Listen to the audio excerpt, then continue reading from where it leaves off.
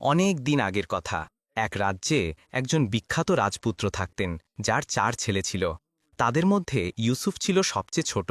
ছোট হওয়ার কারণে সে তার বাবার খুব প্রিয় ছিল। তার বাবা তার সব কথা শুনতেন এবং ইউসুফের জন্য তার বড় ভাইদেরও বকাবকি করতেন। এর ফলে তার বড় ভাইয়েরা তাকে খুব হিংসা করত। ইউসুফ খুব সুদর্শন যুবক ছিল। কোঁকড়ানো সোনালি চুল, উজ্জ্বল চোখ, ফর্সা ও লাবণ্যময় রং, স্বাস্থ্যবান শরীর, লম্বা ও সুঠাম ব্রণ। সে যেন পুরুষালী ব্যক্তিত্বের এক চলন্ত উদাহরণ ছিল। বাবার অতি আদরের কারণে সে কোনো কাজ করত না এবং সারাদিন আরামে ঘুরে বেড়াত। তার তলোয়ার চালনা, তীরন্দাজি এবং ঘোড়সওয়ারির খুব শখ ছিল। তার বাবা তার প্রশিক্ষণের জন্য সেই সময়ের সেরা ওস্তাদদের রেখেছিলেন। ওস্তাদদের পরিশ্রমের কারণে ইউসুফ তলোয়ারবাজি, তীরন্দাজি এবং ঘোড়সওয়ারিতে দক্ষ হয়ে উঠল। তার 3 বড় ভাই ব্যবসা সামলাত, কিন্তু ইউসুফের ব্যবসার প্রতি সামান্যতম আগ্রহও ছিল না। যখন তার বাবা বা ভাই তাকে ব্যবসা করতে বলতেন, তখন সে সরাসরি অস্বীকার করে দিত এবং বলত যে সে ব্যবসার পেশা একদমই পছন্দ করে না। সে তো ফৌজে কোনো বড় অফিসার হবে। তার এই গুণের জন্য তার সমস্ত বন্ধু তাকে ঠাট্টা করে সহজাদা ইউসুফ বলত এবং আস্তে আস্তে তার নাম সহজাদা ইউসুফ হয়ে গেল। এখন সবাই তাকে শুধু সহজাদা ইউসুফ বলেই ডাকত। এই নামটির জন্য তার ভাইয়েরা তাকে খুব হিংসা করত এবং মাঝে মাঝে ব্যঙ্গাত্মক সুরে তাকে ডেকে বলত, জনাব সহজাদা সাহেব, আপনি কি 2 মিনিট দোকানে বসবেন? কিন্তু রাজপুত্র শুধু মুচকি হেসে চলে যেত। সে আজ পর্যন্ত কখনো তার দোকানে বসেনি। হয় সে ঘোড়সওয়ারি করত, নয়তো বন্ধুদের সাথে খেলাধুলায় মগ্ন থাকত। একদিন সে তার বন্ধুদের সাথে বসে দাবা খেলছিল। এমন সময় এক বৃদ্ধ ফকির ছেঁড়া জামাকাপড় পরে সেখানে এলো। সে 2-3 বার হাত পেতে ভিক্ষা চাইল, কিন্তু তারা দাবায় এত মগ্ন ছিল যে ফকিরের কথার দিকে মনোযোগী দিল না। শেষে বিরক্ত হয়ে ফকির জোরে জোরে গোলমাল শুরু করে দিল। তাদের সবাইকে বিরক্ত হতে দেখে তার এক বন্ধু রাজপুত্রকে লক্ষ্য করে বলল, আরে রাজপুত্র, তুমি ওকে কিছু ভিক্ষা দিয়ে বিদায় করো, আমরা খেলার লোক। ইউসুফ চোখ দাবাবোর্ডের দিকে রেখে পকেটে হাত ঢুকিয়ে একটি ছোট্ট মুদ্রা বের করে ফকিরের দিকে বাড়িয়ে দিল। কিন্তু নাম যার রাজপুত্র, আর ভিক্ষায় কিনা একটি ছোট্ট মুদ্রা। ফকির ক্রুদ্ধ হয়ে বলল, ওহে, রাজপুত্র সেজে ঘুরে বেড়াও। যদি সত্যিই রাজপুত্র হতে, তবে রাজকুমারী লায়লার শর্তগুলো পূরণ করতে। এই আওয়াজ ইউসুফের কানে গেল। সে চমকে উঠল। সে দাবা ছেড়ে মনোযোগ দিয়ে ফকিরের দিকে তাকাল এবং তারপর পকেট থেকে সোনার মুদ্রার একটি থলে বের করে ফকিরের দিকে বাড়িয়ে দিয়ে জিজ্ঞেস করল, বাবা, এই রাজকুমারী লায়লাকে, আর তার শর্তগুলোই বাকি। রাজকুমারী লায়লা পৃথিবীর সবচেয়ে সুন্দরী মেয়ে। বড় বড় নবাব ও রাজপুত্রেরা তাকে বিয়ে করার জন্য প্রাণ দিতেও প্রস্তুত থাকে। ফকির সোনার মুদ্রার থলে পকেটে ভরতে ভরতে বলল, কিন্তু রাজকুমারী লায়লা বিয়ের জন্য কিছু শর্ত রেখেছে। যে এই শর্তগুলো পূরণ করতে পারবে, সে কেবল তাকেই বিয়ে করবে, আর যে পূরণ করতে পারবে না, তাকে ভরা দরবারে জুতোপেটা করা হবে। ফকির বিস্তারিত জানাল। তারপর কেউ কি শর্ত পূরণ করেছে? রাজপুত্র খুব আগ্রহের সাথে জিজ্ঞেস করল। ওরে বাবা, সেই শর্তগুলো এতই কঠিন যে পৃথিবীর সবচেয়ে সাহসী লোকও সেগুলো পূরণ করতে পারবে না। তাই বড় বড় সাহসী রাজপুত্রেদেরও দরবারে জুতো খেয়ে ফিরে যেতে হয়। ফকির জবাব দিল, বাদ দাও তো, এই চক্করে পড়ো না। এই ফকির তোমাকে আরও টাকা আদায় করার জন্য এসব কথা বলছে। তার এক বন্ধু তাকে আটকাতে গিয়ে বলল, আরে না বন্ধু, আমি এর আগেও একটি কফি হাউসের লোকের কাছ থেকে রাজকুমারী লায়লার কথা শুনেছি। ইউসুফ জবাব দিল এবং তারপর সে পকেট থেকে সোনার আরও একটি থলে বের করে ফকিরের হাতে দিয়ে জিজ্ঞেস করল, বাবা, সেই শর্তগুলো কি এবং রাজকুমারী লায়লা কোন দেশের? রাজকুমারী লায়লা বাগদাদ রাজ্যের রাজকুমারী এবং শর্তের কথা বলতে গেলে সে প্রতিবার নতুন আগত ব্যক্তিকে নতুন নতুন শর্ত বলে, তাই শর্ত সম্পর্কে কিছু বলা যাবে না। ফকির জবাব দিল, তাহলে রাজকুমারী নিশ্চয় কোনো বিশেষ রাজপুত্রকে বিয়ে করতে চাইবে, তাই সে প্রতিবার নতুন শর্ত বলে দেয়। যখন তার পছন্দের জন আসবে, তখন সে সহজ শর্ত বলবে। এইভাবে সে সহজেই রাজকুমারীর শর্ত পূরণ করতে পারবে এবং তার বিয়ে রাজকুমারীর সাথে হয়ে যাবে। রাজপুত্র ইউসুফ বলল, না, এমন কথা নয়। যখনই কেউ রাজকুমারীর শর্ত পূরণ করতে যায়, তখন তাকে শাহী মেহমানখানায় রাখা হয় এবং রাজকুমারীকে শর্ত বলতে বলা হয়। যখন রাজকুমারী শর্ত বলে দেয়, তখন ভরা দরবারে তাকে ডেকে আনা হয় এবং রাজকুমারীর সামনে তাকে শর্তগুলো জানানো হয়। ফকির তার ভুল ধারণা দূর করতে গিয়ে বলল, তাহলে ঠিক আছে, আমি নিশ্চয়ই যাব এবং রাজকুমারী লায়লার শর্তগুলো পূরণ করব। যদি রাজকুমারী লায়লার সাথে আমার বিয়ে হয় তবে আমি আসল রাজপুত্র হয়ে যাব এবং আমার ভাইয়েরা আমাকে ঠাট্টা করতে পারবে না। রাজপুত্র ইউসুফ উত্তেজিত কণ্ঠে বুকে হাত মেরে বলল, যেও না যুবক, তুমি রাজকুমারীর শর্ত পূরণ করতে পারবে না এবং তারপর ভরা দরবারে জুতো খেতে হবে। ফলস্বরূপ তুমি লজ্জায় আত্মহত্যা করতে বাধ্য হবে। ফকির তাকে আটকাতে গিয়ে বলল, না বাবা, আমি নিশ্চয়ই যাব, যাই ঘটুক না কেন। ইউসুফ জবাব দিল এবং তারপর সে উঠে দাঁড়াল। সে সোজা বাড়ি এলো। সে বাবার কাছে বাগদাদ রাজ্যে যাওয়ার অনুমতি চাইল এবং সমস্ত ঘটনা বলল। বাবা তাকে আটকানোর অনেক চেষ্টা করলেন, কিন্তু ইউসুফ তার জিদে অটল রইল। তার ভাইয়েরা যখন শুনল তখন তারা মনে মনে খুশি হল যে ইউসুফ জুতো খেলে তার মাথা থেকে রাজপুত্রের ভূত নেমে যাবে। তাই তারা তাকে সমর্থন জানাল এবং বাধ্য হয়ে ইউসুফকে যাওয়ার অনুমতি দেওয়া হল। ইউসুফ তার জিনিসপত্র গুছিয়ে নিল, তলোয়ার কোমরে বাঁধল এবং বাগদাদ রাজ্যের দিকে যাওয়ার জন্য প্রস্তুত হল। সে বাবার কাছ থেকে অনুমতি নিয়ে এবং ভাইদের সালাম করে বাগদাদ রাজ্যের দিকে রওনা হল। রাজকুমারী লায়লা তার সখীদের সাথে শাহী বাগানের এক সুন্দর পুকুরের পাশে বসেছিল। কয়েকজন সখী তার মনোরঞ্জনের জন্য নাচছিল এবং অনেক সখী বাঁশি বাজিয়ে মনোমুগ্ধকর সুরে গান গাইছিল। এমন সময় একজন বয়স্ক মহিলা এসে রাজকুমারীকে জিজ্ঞেস করল, রাজকুমারী হুজুর, একটা কথা বলুন তো, আপনি বিয়ের জন্য শর্ত রেখেছেন, আর তারপর আপনি এত কঠিন শর্ত বলে দেন যে কেউ পূরণ করতে পারে না। আপনি আসলে চান কি? আপনি কি সারা জীবন কুমারী থাকবেন? সখী খুব আদবের সাথে জিজ্ঞেস করল। রাজকুমারী এই প্রশ্ন শুনে হেসে উঠল এবং বলল, আমার পাগলি সখী, আমি ইচ্ছাকৃতভাবে শর্ত রেখেছি। আমি চাই আমার বিয়ে তার সাথেই হোক যে এই পৃথিবীতে সবচেয়ে বেশি সাহসী এবং বুদ্ধিমান, যাতে আমি আমার স্বামীর জন্য গর্ব করতে পারি। কিন্তু রাজকুমারী হুজুর, যদি কেউ আপনার শর্ত পূরণ না করতে পারে তবে? অন্য এক সখী জিজ্ঞেস করল। তাহলে আমি কুমারীই থাকব। একজন ভীতু মানুষকে বিয়ে করার চেয়ে বরং আমার বিয়ে না হওয়াই ভালো। রাজকুমারী সিদ্ধান্তমূলক সুরে জবাব দিল এবং তার এই কথায় সব সখী চুপ হয়ে গেল। এর বিরুদ্ধে তারা আর কথা বলতে পারল না। কোনো কথা শুরু হওয়ার আগেই একজন পরিচারিকা মহলের ভেতর থেকে এলো এবং রাজকুমারীর সামনে এসে প্রণাম করল। এই পরিচারিকাটি ছিল শাহী কোষাগারের তত্ত্বাবধায়ক। কি ব্যাপার পরিচারিকা, কেন এসেছ? রাজকুমারী খুব নম্র সুরে জিজ্ঞেস করল। রাজকুমারী হুজুর, একজন উদ্বিগ্ন যুবক আপনার সাথে বিয়ে করার জন্য আগ্রহী। বাদশাহ সালামত খবর পাঠিয়েছেন যে আপনি যেন শর্তগুলো বলে দেন, যাতে আগামীকাল দরবারে তাকে এই শর্তগুলো জানানো যায়। পরিচারিকা বিস্তারিত জানাল। ওহ, তাহলে আরও একজন জুতো খেতে এসেছে। রাজকুমারী মুখ বিকৃত করে বলল। পরিচারিকা কি জবাব দেবে সে চুপচাপ দাঁড়িয়ে রইল। রাজকুমারী কিছুক্ষণ চাঁদের আলোর মতো উজ্জ্বল চিন্তা করল। তারপর সে পরিচারিকাকে বলল, এইবার ওর ৩টি শর্ত হল। প্রথমত, এই যুবককে সিংহীর দুধ নিয়ে আসতে হবে। দ্বিতীয়ত, এমন একটি ময়ূর নিয়ে আসতে হবে যার পেখমে 1000 রং আছে। এবং তৃতীয়ত, তাকে এমন একজন মানুষকে সাথে নিয়ে আসতে হবে যার উচ্চতা মাত্র 6 ইঞ্চি। রাজকুমারী 3টি শর্ত বলতে বলতে বলল। পরিচারিকা শর্তগুলো পুনরাবৃত্তি করে বলল, হ্যাঁ, এই 3টি শর্ত, সিংহীর দুধ, 1000 রঙের ময়ূর এবং 6 ইঞ্চির মানুষ। রাজকুমারী হুজুর, এইগুলো তো সেই শর্তগুলোর থেকেও কঠিন যা আপনি আগে কখনো বলেননি। আসলে আমি চাই না যে কোনো যুবক আমার কারণে দরবারে জুতো খাক, তাই আমি এত কঠিন শর্ত বলবো যাতে সেই যুবক জুতো খাওয়ার বদলে ফিরে চলে যায়। রাজকুমারী জবাব দিল এবং সে আবার খুশি মনে গল্পগুজবে মগ্ন হয়ে গেল। কিন্তু তার মন বসল না, কারণ সে সেই যুবককে দেখতে চেয়েছিল যে বিয়ের জন্য আগ্রহী ছিল।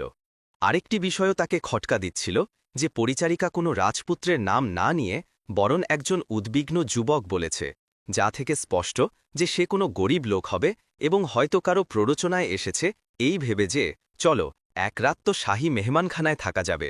এটাই ভাবতে ভাবতে সে তার মহলের দিকে চলে গেল। রাজপুত্র ইউসুফ তার বাড়ি থেকে বেরিয়ে একটি কাফেলার সাথে মদিনা থেকে রওনা হল। তারপর সে বাগদাদ রাজ্যে পৌঁছাল। শাহী মহলের কাছে পৌঁছে সে একটি সরাইখানায় থামল এবং সরাইখানার মালিকের কাছ থেকে রাজকুমারী লায়লা ও তার শর্ত সম্পর্কে তথ্য নিল। আসলে সে চেয়েছিল দরবারে যাওয়ার আগে ফকিরের কথার সত্যতা জানতে, যাতে এমন না হয় যে ফকির মিথ্যে বলেছে এবং সে দরবারে গিয়ে অপমানিত হয়। কিন্তু সরাইখানার মালিকও ঠিক সেই কথাই বলল যা ফকির বলেছিল, এবং তার কথা শুনে রাজপুত্র খুব খুশি হল। সে সরাইখানার মালিককে ধন্যবাদ জানাল এবং দরবারে যাওয়ার ইচ্ছা পোষণ করল। সরাইখানার মালিক বুঝল যে এই সুদর্শন উদ্বিগ্ন যুবকটিও রাজকুমারীকে বিয়ে করার চাক্করে এসেছে। সে তাকে অনেক বোঝানোর চেষ্টা করল, কিন্তু ইউসুফকে আর মানার পাত্র ছিল।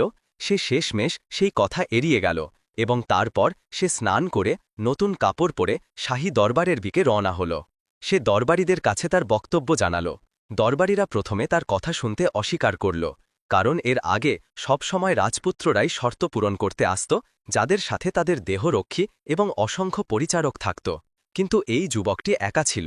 যখন ইউসুফ তার কথায় অটল রইল, তখন দরবারীরা বাধ্য হয়ে তাকে বাদশাহ সালামতের সামনে পেশ করল। সমস্ত কথা শোনা হল। তার পুরুষালী চেহারার কারণে বাদশাহ এই সুদর্শন এবং সাহসী যুবকটিকে খুব পছন্দ করলেন। বাদশাহ তাকে দেখতে দেখতে বললেন, দেখো যুবক, আমি মানি যে তুমি খুব সাহসী এবং বুদ্ধিমান, কারণ তোমার কপালে সাহস এবং চোখে যে উজ্জ্বলতা আছে তা বুদ্ধিমত্তা প্রকাশ করে। কিন্তু আমার মেয়ে এতই কঠিন শর্ত বলে দেয় যে কোনো মানুষের তা পূরণ করার শক্তি থাকে না, তাই জুতো খেয়ে ফিরে যেতে হয়। সুতরাং তুমি এই ইচ্ছা থেকে বিরত হও, আমি বরং তোমাকে আমার ফৌজে উচ্চ পদ দেব। বাদশাহ হুজুর, আপনার এই অনুগ্রহের জন্য অনেক ধন্যবাদ, কিন্তু আমি তো অনেক দূর থেকে কেবল রাজকুমারীর শর্ত পূরণ করতে এসেছি। এইটা অন্য ব্যাপার যে আপনি আমাকে আপনার জামাই হওয়ার যোগ্য মনে করছেন না, কারণ আমি একজন কৃষকের ছেলে। ইউসুফ মাথা নত করে আন্তরিক এবং নম্র সুরে বলল, না যুবক, তুমি কোনো রাজপুত্রের চেয়ে কম নও এবং আমরা প্রত্যেক সাহসী মানুষের সম্মান করি।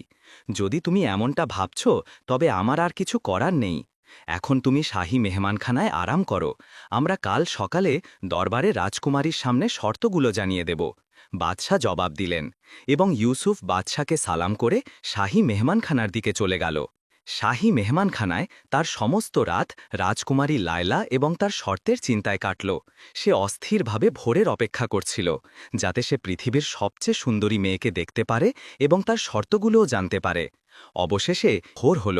সে স্নান করে নতুন পোশাক পরে দরবারে যাওয়ার জন্য প্রস্তুত হল। কয়েকজন দরবারি তাকে ডাকার জন্য এলো এবং সে তাদের পিছনে গম্ভীর ভঙ্গিতে হেঁটে দরবারে পৌঁছাল। বাদশার দরবার পূর্ণ জাঁকজমক সহকারে সাজানো ছিল। সে দরবারের মাঝখানে গিয়ে দাঁড়াল। তখনও বাদশাহ সালামত এবং রাজকুমারী দরবারে আসেননি, তাই সমস্ত দরবারি তার সম্পর্কে কথা বলছিল। কেউ তার রূপের প্রশংসা করছিল, আর কেউ তার যৌবনের জন্য দয়া প্রকাশ করছিল এবং আফসোস করছিল যে এত সুদর্শন যুবক দরবারীদের হাতে জুতো খাবে। এরপর দরবারীরা বাদশার আগমন ঘোষণা করল এবং ইউসুফ আগ্রহের সাথে সেই রাস্তা দেখতে লাগল যেখান থেকে রাজকুমারী বের হবেন। কিছুক্ষণ পর বাদশাহ সালামত আবির্ভূত হলেন এবং সমস্ত দরবারি আদবের সাথে প্রণাম করল। দরবারীদের সাথে ইউসুফও প্রণাম করল। যদিও তার ইচ্ছা ছিল যে সে রাজকুমারীকে আসতে দেখুক, কিন্তু শাহী দরবারের আদব কায়দার কারণে সে বাধ্য হয়ে মাথা নিচু করে দাঁড়িয়ে রইল। কিছুক্ষণ পর বাদশাহ মাথা তোলার অনুমতি দিলেন এবং ইউসুফও মাথা তুলল। তার চোখ রাজকুমারীর দিকে স্থির হয়ে গেল, কারণ রাজকুমারী এতই সুন্দরী ছিল যে তার চোখ আর সরাতে পারছিল না। যুবক, তুমি কি সত্যি রাজকুমারীর শর্তগুলো জানতে চাও? বাদশার কর্কশ কণ্ঠে দরবার কেঁপে উঠল এবং ইউসুফ যেন হুঁশে ফিরে এলো। সে রাজকুমারীর মুখ থেকে দৃষ্টি সরিয়ে আদবের সাথে মাথা ঝুঁকাল। রাজকুমারীকে দেখার আগে হয়তো সে তার সিদ্ধান্ত পুনর্বিবেচনা করতে পারত, কিন্তু এখন তা অসম্ভব ছিল।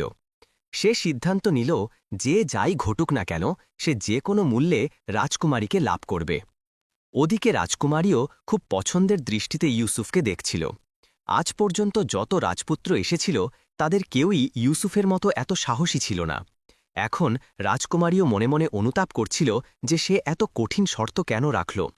এত সুদর্শন এবং সাহসী যুবক অপমানিত হতে চলেছে। সে মনে মনে ইউসুফকে পছন্দ করতে শুরু করেছিল, কিন্তু কি করবে? সে বাধ্য ছিল। তার কথা থেকে সে কিভাবে সরে আসতে পারে? তাই সে চুপচাপ বসে রইল। জি হ্যাঁ হুজুর, আমি শর্ত শোনার জন্য প্রস্তুত, ইউসুফ আন্তরিক সুরে জবাব দিল। তাহলে শোনো, রাজকুমারী ৩টি শর্ত দিয়েছে। যদি তুমি এই ৩টি শর্ত পূরণ করতে পারো তবে তোমার বিয়ে রাজকুমারীর সাথে করে দেওয়া হবে, আর যদি তুমি পূরণ করতে না পারো তবে তোমাকে ভরা দরবারে জুতো বাড়া হবে। বাদশাহ তাকে শর্তগুলো জানিয়ে বললেন, আমার মঞ্জুর, ইউসুফ আর একবার জবাব দিল। যুবক, তোমার জন্য আরও একটি কথা আছে। এটিও আছে যে শর্ত শোনার পর যদি তুমি ফিরে যেতে চাও তবে যেতে পারো, তাহলে তোমাকে জুতো মারা হবে না। কিন্তু যদি তুমি সম্মত হও তবে তোমাকে জুতো না খেয়ে ফিরে যাওয়ার অনুমতি দেওয়া হবে না।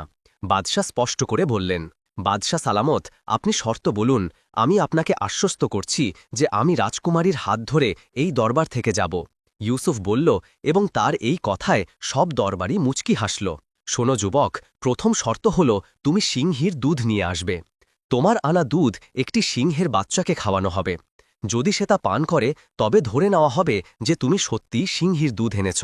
দ্বিতীয় শর্ত হল তুমি এমন ময়ূর নিয়ে আসবে যার 1000 রঙের পেখম আছে। এবং তৃতীয় শর্ত হল তুমি এমন একজন মানুষকে নিয়ে আসবে যার উচ্চতা মাত্র 6 ইঞ্চি। বাদশাহ ইউসুফকে 3টি শর্তই বলে দিলেন, এবং ইউসুফও শর্তগুলো শুনে আশ্চর্য হয়ে স্থির হয়ে গেল। এমন শর্ত সে আগে কোথায় শুনেছিল?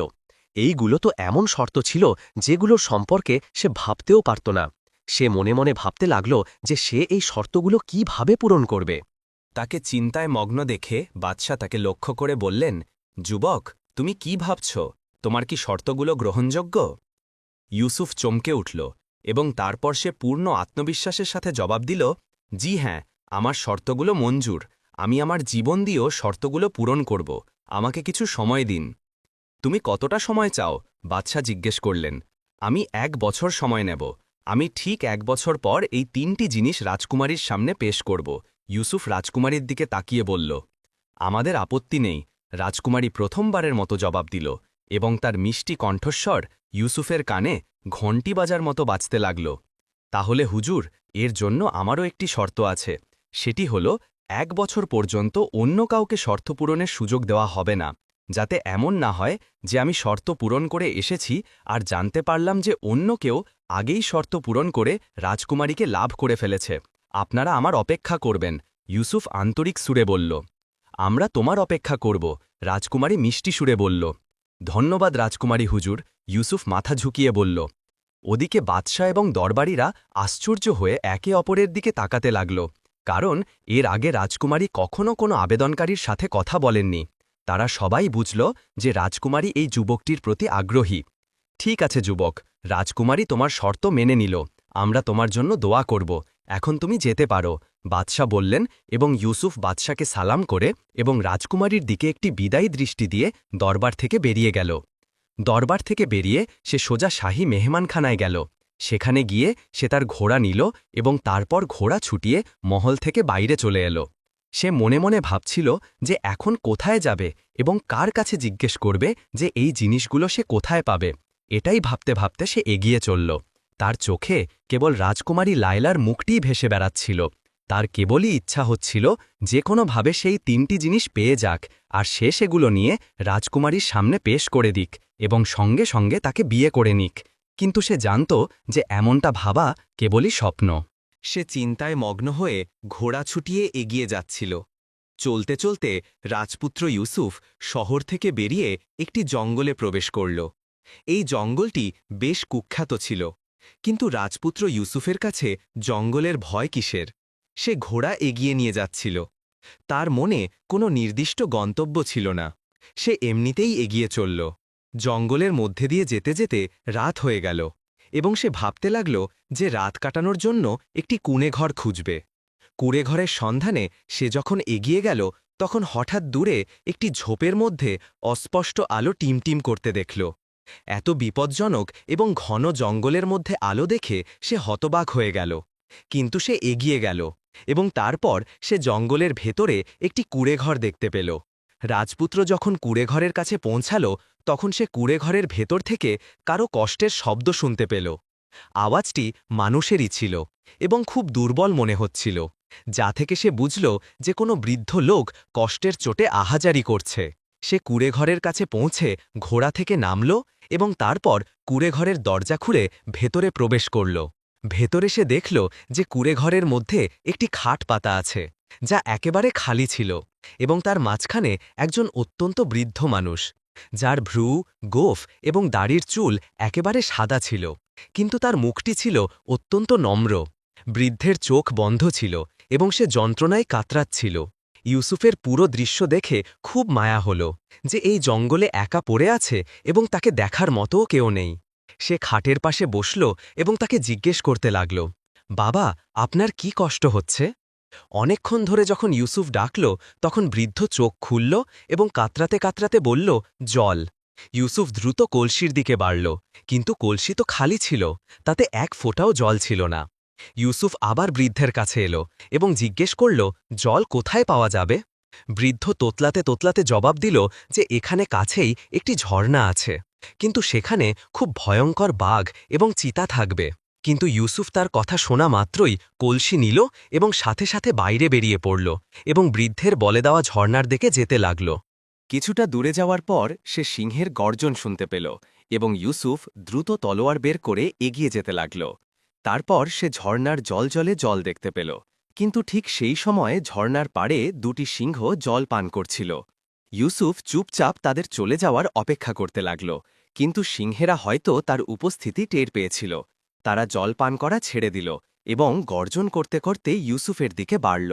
ইউসুফ তলোয়ারের মুখ তার দিকে করল এবং সাথে সাথে তলোয়ার সামলে দাঁড়িয়ে গেল, কিন্তু সিংহেরা তার দিকে আস্তে আস্তে হঠাৎ একদিকে ঘুরে গেল এবং তারপর দ্রুত ছুটে জঙ্গলে গায়েব হয়ে গেল। ইউসুফ কলসি নিল এবং ঝর্ণা থেকে জল ভরে আবার কুঁড়ে ঘরের দিকে ফিরে চলল। কুঁড়ে ঘরে এসে সে প্রথমে কলসিতে জল ঢালল এবং বৃদ্ধ মানুষটির গলায় নামাতে শুরু করল। যখন পাত্রের অর্ধেকটা খালি হল তখন বৃদ্ধ কাতারানো বন্ধ করল এবং চোখ খুলে দিল এবং কেবল অস্পষ্টভাবে একপাশে বসে রইল। কিছুক্ষণ পর সে উঠে বসল এবং ইউসুফকে লক্ষ্য করে বলতে লাগল, তোমাকে অনেক ধন্যবাদ বেটা, তুমি আমাকে নতুন জীবন দিয়েছ। বৃদ্ধ কৃতজ্ঞতা সহকারে তাকে লক্ষ্য করে বলল, কোনো ব্যাপার না বাবাজি, এটা তো আমার কর্তব্য ছিল। আপনি এই জঙ্গলে একা কেন থাকেন? ইউসুফ আশ্চর্যভরা সুরে জিজ্ঞাসা করল, আসলে বেটা, দুনিয়ার ওপর মন উঠে গেল, তাই জঙ্গলের দিকে চলে এলাম। এখন আমি জঙ্গলের ফল খেয়ে এবং ঝর্ণার জল পান করে জীবন কাটাচ্ছি, বৃদ্ধ জবাব দিল এবং ইউসুফ তার কথা শুনে চুপ হয়ে গেল। বেটা, তুমি এই জঙ্গলে কিভাবে এলে এবং তোমাকে কিছুটা উদ্বিগ্ন মনে হচ্ছে? বৃদ্ধ তাকে দেখতে দেখতে বলল, কিছু না বাবাজি, কোনো কথা নেই। ইউসুফ তাকে এড়িয়ে যেতে চাইল। বলুন বেটা, আমাকে বলুন, হয়তো আমি তোমার কোনো কাজে আসতে পারি, বৃদ্ধ দরদ ভরা সুরে বলল। আর তারপর ইউসুফ সমস্ত কথা বলল। বৃদ্ধ কথা শুনে বলল, এর মানে তুমি সিংহীর দুধ, 1000 রঙের ময়ূর এবং 6 ইঞ্চির মানুষ খোঁজার জন্য বেরিয়েছ? জি হ্যাঁ, কিন্তু এই জিনিসগুলো আমি কোথায় পাব? ইউসুফ বলল, বেটা, ভালো হয় তুমি তোমার সংকল্প থেকে সরে এসো। এই সমস্ত জিনিস পাওয়া খুব কঠিন কাজ এবং এতে প্রাণ হারানোরও ঝুঁকি আছে। বৃদ্ধ তাকে বোঝাতে গিয়ে বলল, বাবা জি, যাই ঘটুক না কেন, আমি রাজকুমারীকে দেওয়া প্রতিজ্ঞা অবশ্যই রাখব। যদি আপনি এই ব্যাপারে আমাকে কোনো সাহায্য করতে পারেন তবে আপনার মেহেরবানি হবে, অন্যথায় কোনো কথা নেই। আমি রাতটা আপনার কাছে এখানে থেকে সকালে চলে যাব। আল্লাহর উপর আমার ভরসা আছে, তিনি অবশ্যই কোনো না কোনো পথ দেখাবেন। রাজপুত্র ইউসুফ খুব শক্তিশালী সুরে বলল। বৃদ্ধ কিছুক্ষণ ভাবল, তারপর তার মুখে হাসি এলো। সে ইউসুফকে লক্ষ্য করে বলল, বেটা, তুমি খুব সাহসী, কঠিন সমস্যার মোকাবেলা করার লোকও বটে। তুমি দরদি এবং দয়ালুও এবং আল্লাহর ওপর ভরসা করার লোকও বটে, তাই তোমাকে সাহায্য অবশ্যই করা হবে। তুমি ঘাবড়িও না, পথ আমি তোমাকে বলে দেব, বাকি তোমার ভাগ্য। বাবাজি, আপনার খুব মেহেরবানি, শুধু আমাকে বলুন যে এই জিনিসগুলো কোথায় পাওয়া যাবে, বাকি আমার আল্লাহর ওপর ভরসা আছে যে আমি সফল হব। সে আদবের সাথে জবাব দিল, বেটা, তোমার এই 3টির মধ্যে সবচেয়ে গুরুত্বপূর্ণ জিনিস হল সেই 6 ইঞ্চির মানুষটি। 6 ইঞ্চির মানুষ পৃথিবীতে মাত্র একজনই আছে। আল্লাহ তার উচ্চতা মাত্র 6 ইঞ্চি রেখেছেন, কিন্তু তাকে অসীম শক্তিও দিয়েছেন। সে খুব শক্তিশালী, নিষ্ঠুর এবং তার উচ্চতার কারণে সে কারো সামনে আসে না। যদি সে তোমার বন্ধু হয়ে যায় তবে বাকি দুটি জিনিস তার সাহায্যে পেয়ে যাবে। বৃদ্ধ বিস্তারিত বলল। বাবাজি, আপনি আমাকে বলুন যে সে কোথায় থাকে, বাকি আমি নিজে তাকে রাজি করাব। ইউসুফ তাকে সাহায্য করতে গিয়ে বলল। বৃদ্ধ উঠে দাঁড়াল এবং তারপর সে কুঁড়ে ঘরের কোণ থেকে একটি ছেঁড়া কাপড় সরিয়ে একটি ছোট্ট লাল রঙের বল বের করল এবং ইউসুফের হাতে দিতে দিতে বলল, সকালে তুমি এই বলটি মাটিতে ফেলে দিও। এটি খুব দ্রুত দৌড়াতে শুরু করবে। তুমি তার পিছনে চলতে থেকো। এটি তোমাকে সেই জায়গায় পৌঁছে দেবে যেখানে সেই মানুষটি উপস্থিত আছে। তার নাম আফরিদ এবং সে জাদুকরী শক্তি সম্পন্ন। তোমার রং সবুজ হয়ে যাবে। বৃদ্ধ বলল, ধন্যবাদ বাবাজি, আমি আপনার মেহেরবানি সব সময় স্মরণ রাখব। ইউসুফ বল হাতে নিতে নিতে তাকে ধন্যবাদ জানাতে গিয়ে বলল, আর বেটা, এই তাবিজ তোমার বাহুতে বেঁধে নাও। ইনশাল্লাহ সব সময় তোমার সুরক্ষা করবে। বৃদ্ধ তার পকেট থেকে একটি তাবিজ বের করে তাকে দিতে দিতে বলল, এবং ইউসুফ খুব কৃতজ্ঞতার সাথে সেই তাবিজ নিয়ে বৃদ্ধের সামনে তার বাহুতে বেঁধে নিল। এখন তুমি শুয়ে পড়ো, আমি ইবাদত করব, বৃদ্ধ বলল, এবং ইউসুফ এক কোণে শুয়ে পড়ল। বৃদ্ধ মাথা ঝুঁকিয়ে ইবাদতে মগ্ন হয়ে গেল। ইউসুফ খুব ক্লান্ত ছিল, তাই শুতেই তার ঘুম এসে গেল, এবং সে স্বপ্নেও রাজকুমারীকে তার সাথে হাসতে ও কথা বলতে দেখতে লাগল। তারপর যখন তার চোখ খুলল, তখন তার ওপর তীব্র রোদ পড়ছিল। সে চমকে উঠে বসল, এবং তারপর সে দেখল যে সে কুঁড়ে ঘরের বদলে খোলা জায়গায় শুয়ে আছে। সে এদিক ওদিক তাকালো, কিন্তু দূরে কুঁড়ে ঘর দেখতে পেল না। সে খুব আশ্চর্য হল। সে সাথে সাথে পকেটে হাত ঢোকালো, তো বল উপস্থিত ছিল। তারপর সে তাবিজ দেখল, সেটাও সেখানেই ছিল, এবং সে বুঝল যে এটা আল্লাহ তাআলার পক্ষ থেকে তার সাহায্য, এবং বৃদ্ধটি আল্লাহ তাআলার পাঠানো ছিল। ইউসুফ উঠল, সে আশেপাশের গাছ থেকে ফল খেল, ঝর্ণার জল পান করল, এবং ঘোড়াকেও খাওয়ালো ও পান করালো, এবং তাকেও সতেজ করে নিল। তারপর ঘোড়ার ওপর সওয়ার হয়ে সে পকেট থেকে লাল রঙের বলটি বের করল এবং মাটিতে ফেলে দিল। বলটি মাটিতে পড়ার সাথে সাথেই লাফিয়ে লাফিয়ে দ্রুত একদিকে বাড়তে লাগল। সামনে বিশাল ঘাসের মাঠ ছিল। ইউসুফ বলের পিছনে চলতে লাগল। রাতে বল একটি পাহাড়ের পাদদেশে এসে থেমে গেল। ইউসুফও থেমে গেল এবং বলটি তুলে পাহাড়ে চাতালের উপর শুয়ে পড়ল। সকালে উঠে আবার এগিয়ে গেল। এইভাবে চলতে চলতে 1 সপ্তাহ কেটে গেল। 1 সপ্তাহ পর সে এমন একটি উপত্যকায় গিয়ে পৌঁছাল যেখানে সবকিছু লাল ছিল। পাহাড় এবং মাটিও এমন লাগছিল যেন হলুদ আবির মাখানো। আর যখন বলটি উপত্যকায় প্রবেশ করল, তখন তার রং সবুজ হয়ে গেল, এবং তারপর উপত্যকার ভেতরে পৌঁছে বলটি হঠাৎ গায়েব হয়ে গেল। ইউসুফ বুঝল যে সে আফ্রিদির এলাকায় পৌঁছে গেছে। বলের পথ দেখানোর জন্য ধন্যবাদ জানিয়ে সে ঘোড়া থেকে নামল এবং এদিক ওদিক তাকাতে লাগল। সে তখনও উপত্যকাটি দেখছিল যে হঠাৎ একটি পাহাড়ের পাদদেশ থেকে আগুন বের হল, এবং তার ভেতর থেকে লাল রঙের একটি ঘোড়া বাইরে এলো। তার ওপর সাদা রঙের একটি লোক সওয়ার ছিল।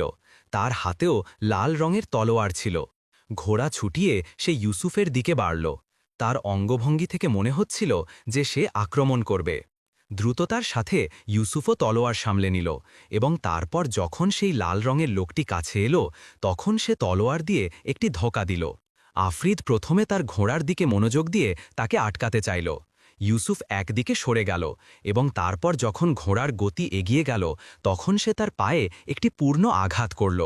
তার আঘাত এত জোরালো ছিল যে ঘোড়ার পিছনের পা কেটে গেল, এবং ঘোড়া মুখ থুবড়ে মাটিতে পড়ে গেল, এবং আফরিদও মাটিতে পড়ে গেল। ইউসুফ দ্রুত এগিয়ে গেল, এবং সে যখন উঠছিল তখন ইউসুফ তার ওপর আঘাত করার চেষ্টা করল। কিন্তু আফরিদ হঠাৎ কলাবাজি করল এবং তার ঘোরানো তলোয়ার দ্রুত ইউসুফের হাতে লাগল, যে হাতে সে তলোয়ার সামলে রেখেছিল। তার আঘাত এত জোরালো ছিল যে ইউসুফের হাত থেকে তলোয়ার বেরিয়ে দূরে গিয়ে পড়ল। ইউসুফ সামলানোর আগেই আফরিদ দ্রুত লাফ মারল, এবং সে লাল তলোয়ারের একটি জোরালো আঘাত ইউসুফের দিকে করল। কিন্তু ইউসুফ প্যাচ কষার কৌশল এবং চতুরতার একজন ভালো ওস্তাদ ছিল। সে চটজল দিয়ে একদিকে সরে গেল, এবং তারপর সে পূর্ণ শক্তি দিয়ে ঘুষি মেরে আফরিদের পেটে আঘাত করল। আফরিদ যেইমাত্র টলে গেল, ইউসুফ তার কোমর থেকে ছোরা বের করল, এবং তার ছোরা বিদ্যুতের গতিতে আফরিদের বুকে ঢুকে গেল। আফ্রিদির গলা থেকে একটি চিৎকার বের হল, এবং পরের মুহূর্তে সে ঘাসের ওপর পড়ে ছটফট করতে লাগল। ইউসুফের ছোরা তার হৃদয় বিদীর্ণ করে দিয়েছিল। ফলস্বরূপ কয়েক মুহূর্তের মধ্যে তার শ্বাস বন্ধ হয়ে গেল এবং শরীর ঠান্ডা হয়ে গেল। ইউসুফ এগিয়ে গিয়ে তার বুক থেকে ছোরা বের করল, এবং তারপর গর্বের সাথে তার তলোয়ার তুলল। আফরিদ যেইমাত্র হার মানল, তার শরীর থেকে ধোঁয়া বের হতে লাগল, এবং সেই ধোঁয়া ইউসুফকে তার আওতায় নিয়ে নিল।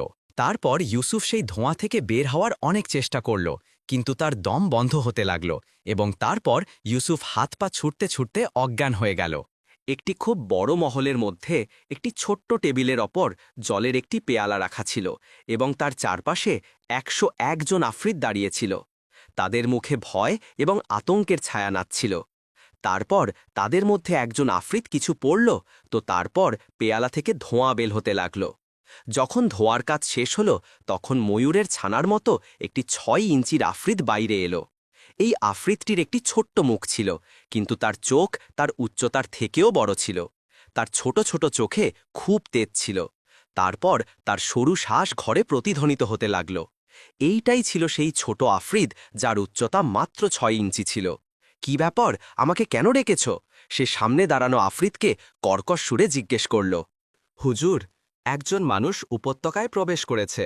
আমাদের আফ্রিদ তার মোকাবেলা করেছে, কিন্তু সেই মানুষটি আমাদের আফ্রিদকে হারিয়ে দিয়েছে। আমরা তাকে অজ্ঞান করে দিয়েছি। এখন আপনার আদেশের অপেক্ষা। একজন আফ্রিদ খুব আদবের সাথে বলল। উপত্যকার আফ্রিদকে হারিয়ে দিয়েছে? এটা কিভাবে সম্ভব? আফ্রিদের স্বরে রাগ এলো এবং তার চোখ লাল হয়ে গেল। হুজুর, আমরা ঠিকই বলছি। এই মানুষটি তার বুকে ছোড়া মেরেছে, তাই সে মারা গেছে। সেই আফ্রিদটি আটকে আটকে জবাব দিল। এর মানে সে শক্তিশালী, তাকে জীবিত নিয়ে আসাই ভালো হবে। অন্যথায় মানুষদের তো আমাদের দেখেই প্রাণ কেঁপে ওঠে। তাকে আমাদের হুজুরের কাছে নিয়ে এসো, আফ্রিদদের বলল। তার আদেশে একজন আফ্রিদ দ্রুত চলতে চলতে হল থেকে বাইরে বেরিয়ে গেল। তারপর কয়েক মুহূর্ত পর যখন সে ফিরে এলো, তখন সে তার হাতে অজ্ঞান ইউসুফকে তুলে এনেছিল। সে খুব আদবের সাথে আফ্রিদের সামনে শুইয়ে দিল এবং নিজে পিছনে সরে হাত বেঁধে দাঁড়িয়ে রইল। তাকে হুশে আনো, আফ্রিদ আদেশ দিল, এবং সেই আফ্রিদ এগিয়ে গিয়ে ইউসুফের ওপর কিছু ফুঁকল এবং পরের মুহূর্তে ইউসুফ চোখ খুলে দিল। তারপর যেই তার চোখে জীবনের সংকেত দেখা গেল, সে লাফিয়ে উঠে দাঁড়াল এবং এদিক ওদিক তাকাতে লাগল। ভয় আর অন্য কিছুর দিকে তার নজর গেল, টেবিলের ওপর পড়ে থাকা সেই ছোট্ট আফ্রিদের ওপর, এবং সে চমকে উঠল। আফ্রিদ কোনো কথা বলার আগেই ইউসুফ দ্রুত এগিয়ে গেল এবং তার সামনে হাত বেঁধে দাঁড়িয়ে গেল এবং খুব আদবের সাথে বলতে লাগল, আমি আফ্রিদের মহিমাকে সালাম জানাই। আমি তাদের বন্ধুত্বের আশ্রয়ে আসতে চাই। তার এই কথায় আফ্রিদের চোখে ঝলক দেখা গেল এবং সে উৎসাহের সাথে ইউসুফকে লক্ষ্য করে বলল, আফ্রিদ সাহেব, তুমি আমাদের নাম সম্পর্কে কিভাবে জানো এবং কেন এখানে এসেছ? যদি আমি আফ্রিদকে মানি তবে নিবেদন করি। ইউসুফ ইচ্ছাকৃতভাবে তোষামতকারীর মতো সুরে বলল, আমরা তোমাকে জানি, সমস্ত কথা বলো। আফ্রিদ তার ছোট্ট হাত ওপরের দিকে তুলতে তুলতে বলল। ইউসুফ সুযোগটি গনিমত মনে করে বলল, আফ্রিদ সাহেব, আমি তোমাদের মহিমার আলোচনা সারা দুনিয়ায় শুনেছি। তাই আমি তোমাদের বন্ধুত্বের আশায় এসেছি, যাতে তোমরা আমাকে সাহায্য করতে পারো এবং আমি ফিরে গিয়ে সারা দুনিয়াকে এটা বলতে পারি যে আফ্রিদ খুব মহান। সে যাকে বন্ধু বানায় তার পাশে থাকে, এবং আমি তোমাদের প্রশংসা করতে পারি এবং প্রত্যেক ব্যক্তিকে জানাতে পারি যে আফ্রিদের মতো মহান বন্ধু আমার আছে। ইউসুফ তার ওপর নম্রতার প্রভাব ফেলার চেষ্টা করল, কারণ সে জানত যে আফ্রিদের দুর্বলতা হল তার ছোট্ট উচ্চতা। তাই তার মহিমার যত গুণগান করা হবে সে ততটাই খুশি হবে। বন্ধুত্ব ও শর্তের ব্যাখ্যা, আর এটাই ঘটল। আফ্রিদ সাথে সাথে হাত নাড়িয়ে বলল, আজ থেকে তুমি আমার বন্ধু। এখন ঘাবড়ানোর কোনো কথা নেই। আমার বন্ধু সারা দুনিয়ার মালিক। আফ্রিদের কণ্ঠে গর্ব এলো এবং সে ফেলে বুক ফুলিয়ে উঠল। অনেক অনেক ধন্যবাদ বন্ধু। এখন আমি একটি কথা বলতে চাই। ইউসুফ খুব খুশি হয়ে বলল, কেন? আফ্রিদ, একে আমার বিশেষ ঘরে পৌঁছে দাও। আফ্রিদ আদেশ দিল এবং তারপর সে আবার পেয়ালার মধ্যে ঢুকে গেল। তার জলের মধ্যে যাওয়ার সাথে সাথে আবার ধোঁয়া তৈরি হল এবং তারপর আফ্রিদ গায়েব হয়ে গেল। এখন সেই পেয়ালায় শুধু জল ছিল। অন্য আফ্রিদ এগিয়ে গিয়ে ইউসুফের ওপর কিছু ফুঁকল এবং ইউসুফ ধোঁয়া হয়ে গেল এবং সে আবার অজ্ঞান হয়ে গেল। যখন ইউসুফের আবার হুঁশ এলো, তখন সে নিজেকে একটি অত্যন্ত সুন্দর ঘরের মধ্যে দেখতে পেল, যেখানে একদিকে একটি ছোট্ট তক্তা লাগানো ছিল, যার ওপর আফ্রিদ বসেছিল। আফ্রিদ ইউসুফকে সামনে রাখা একটি বড় চেয়ারে বসার ইশারা করল এবং বলতে লাগল, হ্যাঁ বন্ধু, এখন খুলে বলো। এবং ইউসুফ সমস্ত কথা বলল। আফ্রিদ কিছুক্ষণ ভাবল এবং তারপর বলতে লাগল, রাজকুমারী লায়লার একটি শর্ত তো পূরণ হয়ে গেছে, যে আমি তোমার বন্ধু হয়ে গেছি এবং তোমার সাথে বিয়ের কাছে পৌঁছে যাব। এখন বাকি রইল দুটি শর্ত, তো সেগুলোর জন্য পথ আমি তোমাকে বলে দেব এবং প্রয়োজন অনুযায়ী সাহায্যও করব, কিন্তু সাহস তোমাকে নিজেদেরই করতে হবে। কি মানে? আমি বুঝলাম না। ইউসুফ খুব বোকা সাজার সুরে বলল, বন্ধু, আমি তোমাকে এমনি এমনি বন্ধু বানাইনি। আমি তোমার সাহস এবং বুদ্ধিমত্তায় খুশি হয়েছি। আর যেহেতু আমি এখানে একা থাকি, তাই আমি তোমাকে বন্ধু বানিয়ে নিলাম। আফ্রিদ মুচকি হেসে বলল, আমি তোমার বন্ধু হয়ে খুব খুশি হলাম। ইউসুফও জবাব দিল, তো কথা আসলে এই যে সিংহীর দুধ এবং হাজার রঙের ময়ূর পাওয়ার ব্যাপারটা হলো যে এইগুলো সাহসী লোকই তার সাহস দিয়ে অর্জন করতে পারে। এমনিতেই আমি চাইলে এক মুহূর্তে দুটি জিনিসই পেতে পারি, কিন্তু হবে কি যে সিংহীর দুধ এখানে আসতেই নষ্ট হয়ে যাবে এবং ময়ূরের হাজার রঙের পালক খারাপ হয়ে যাবে, তার রং উড়ে যাবে, তোমার পরিশ্রম ব্যর্থ হবে। তাই আমি এগুলো পাওয়ার জন্য শর্ত রেখেছি যে যদি এইগুলো অর্জন করো তবে খারাপ হয়ে যাবে, এবং যদি মানুষ অর্জন করে তবে ঠিক থাকবে। আফ্রিদ বিস্তারিত বোঝালো, ঠিক আছে, আমি এখন তোমাকে বলবো যে তুমি কিভাবে এটা করতে পারো, এরপর আমি নিজে চেষ্টা করব। ইউসুফ বিষয়টি বুঝে বলল, তুমি বরং প্রথমে সিংহীর দুধ জোগাড় করো। এই দুধ এখান থেকে বহু দূরে একটি জঙ্গলে আছে। সেখানে একটি তালাব পুকুর আছে যেখানে সিংহীর দুধ জমা হয় এবং জঙ্গলের সিংহেরা তার পাহারা দেয়। সেখান থেকে দুধ পেতে হলে অসংখ্য সিংহের সাথে লড়াই করতে হবে। আফ্রিদ বলল, কিন্তু সিংহী কেন ওখানে দুধ জমা করে? ইউসুফ জানতে চাইল, এই জঙ্গলে প্রকৃতির এমন ব্যবস্থা যে সিংহের বাচ্চা জন্মাবার পরই তার মায়ের দুধ পান করে না, বরং এই তালাবে এসে দুধ পান করে। আর সিংহীও সেখানে বসে থাকে না, বরং তার দুধ বেরিয়ে এই তালাবে চলে যায়। এটাই পৃথিবীতে সেই জায়গা যেখান থেকে সিংহীর দুধ পাওয়া যেতে পারে। আফ্রিদ বোঝাতে বোঝাতে বলল, এমন কি হতে পারে না যে আমরা কোনো সিংহীকে জ্যান্ত ধরে কোনো পাত্রে তার দুধ সংগ্রহ করি? ইউসুফ ভাবতে ভাবতে বলল, না সরল বন্ধু, তুমি জানো না যে মানুষ যেই সিংহীর দুধ সংগ্রহ করার চেষ্টা করে সেই দুধ হাওয়ায় উড়ে যায়। এই কারণেই তো এই অসম্ভব শর্তগুলো রাখা হয়েছে, তা না হলে তো যে কোনো শিকারী সহজেই এই শর্ত পূরণ করে দিত। আফ্রিদ বলল, তাহলে এখন কি করা যায়? আমি একা তো হাজার হাজার সিংহের সাথে লড়তে পারব না। ইউসুফ আর্তনাদ করে বলল, হতাশ হওয়ার দরকার নেই, যদি তুমি সাহস করো তাহলে দুধ জোগাড় হয়ে যাবে। আফ্রিদ মুচকি হেসে বলল, তাহলে ঠিক আছে, আমাকে বলো আমি কি করব। ইউসুফ খুশি হয়ে বলল, আমি তোমাকে এমন একটি ঘোড়া দিচ্ছি যা এই উপত্যকাকে এক নিঃশ্বাসে পার করে যাবে এবং এর গতি হবে অত্যন্ত দ্রুত। তুমি বরং একটি লোটা ছোট পাত্র এর সাথে নাও এবং এই জঙ্গলে চলে যাও। যখন তুমি সেখানে পৌঁছাবে তখন সিংহেরা তোমার দিকে ছুটে আসবে। তুমি কোনোভাবে ঘোড়াকে সামলে সেই তালাবের কাছে পৌঁছে দেবে এবং ঘোড়াকে ইঁট আঘাত প্রেরণা দেবে। ঘোড়া এক লাফে তালাব পার করে যাবে। যেই তুমি দ্রুত ছুটে আসা সিংহদের হাত থেকে বেরিয়ে যাবে, ঘোড়াটি আমার কাছে চলে আসবে। এরপর তুমি হাজার রঙের ময়ূরের জন্য চলে যেও। যখন তুমি এই দুটি জিনিস জোগাড় করে নেবে তখন আমরা বাদশাহর কাছে যাব এবং তুমি শর্তগুলো জিতে তাকে বিয়ে করে নেবে। আফ্রিদ বলল, ঠিক আছে, তুমি আমাকে সেই ঘোড়াটি দাও এবং আমাকে এই ঝর্ণার কাছে পৌঁছে দাও। ইউসুফ খুশি হয়ে বলল, তুমি এখন আরাম করো, যখন তোমার চোখ খুলবে তখন তুমি এই জঙ্গলে থাকবে। ঘোড়া তোমার কাছে থাকবে, দড়ি এবং লোটাও সেখানেই পাবে। বাকি সাহস তোমাকে নিজেই করতে হবে। আফ্রিদ বোঝাতে বোঝাতে বলল, ইউসুফ খুব ক্লান্ত ছিল, তাই তার কথা মেনে নিল। এরপর আফ্রিদ তার জন্য খাবার আনালো এবং সে খাবার খেয়ে সেখানেই একটি খাটে ঘুমিয়ে পড়ল। ইউসুফের যখন চোখ খুলল তখন তার কানে পাখিদের কিচিরমিচির আওয়াজ এলো এবং সে চমকে উঠে বসল। কয়েক মুহূর্ত সে এদিক ওদিক দেখল। এরপর তার মনে পড়ল যে সে আফ্রিদির কথা অনুযায়ী এই মুহূর্তে সেই জঙ্গলে আছে যেখানে সিংহীর দুধে ভরা তালাব আছে, এবং তারপর তার কাছেই একেবারে সাদা রঙের একটি ঘোড়া দৌড়ে আসতে দেখা গেল।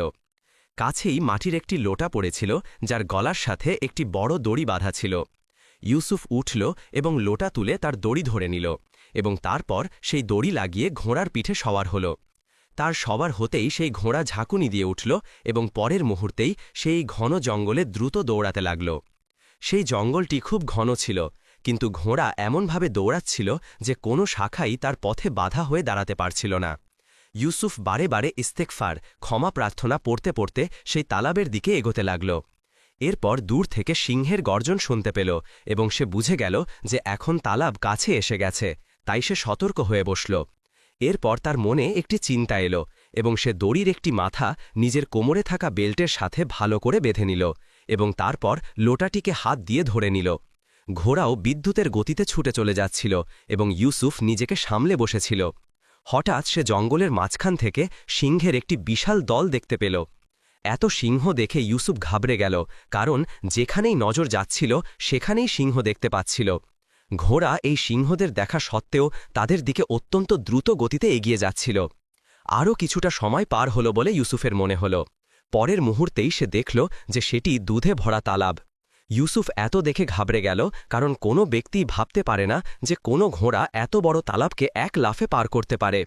কিন্তু তার আফ্রিদির ওপর বিশ্বাস ছিল, তাই তালাবের কাছে পৌঁছাতেই ইউসুফ ঘোড়াকে একটি জোরালো ইঁট দিল এবং পরের মুহূর্তেই ঘোড়ার পা এক ঝাঁকুনিতে মাটি থেকে উপরে উঠে গেল, আর ইউসুফের মনে হল যেন ঘোড়া হাওয়ায় উঠছে। সিংহেদের মধ্যে হুলস্থুল শুরু হয়ে গেল, তারা দৌড়াতে লাগল। কিন্তু যেহেতু ঘোড়া তালাবের ওপর দিয়ে যাচ্ছিল, তাই সিংহেরা তালাবে ঝাঁপ মারতে পারছিল না।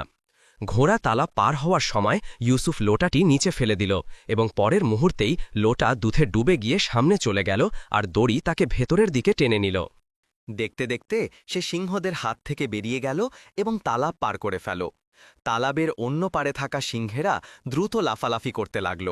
এবং এরপর ইউসুফের দুর্ভাগ্য দেখো যে লোটার সাথে ঝোলানো দড়িটি একটি সিংহের গলায় আটকে গেল। ইউসুফের একটি জোরালো ধাক্কা লাগল।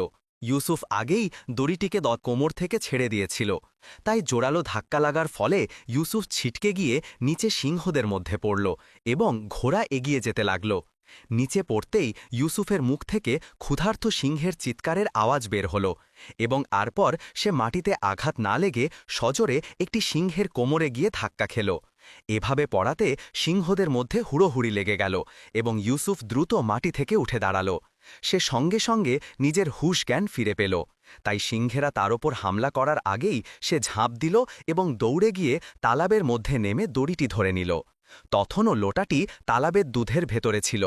তালাবে নেমেই ইউসুফ তেলের লোটার কাছ থেকে দড়িটি ধরল এবং তারপর অন্য হাত দিয়ে নিজের কোমর থেকে খঞ্জর বের করে দড়িটি কেটে দিল এবং এর সাথে সাথে সে দড়িটিকে তার কোমরের বেল্ট থেকেও কেটে দিল।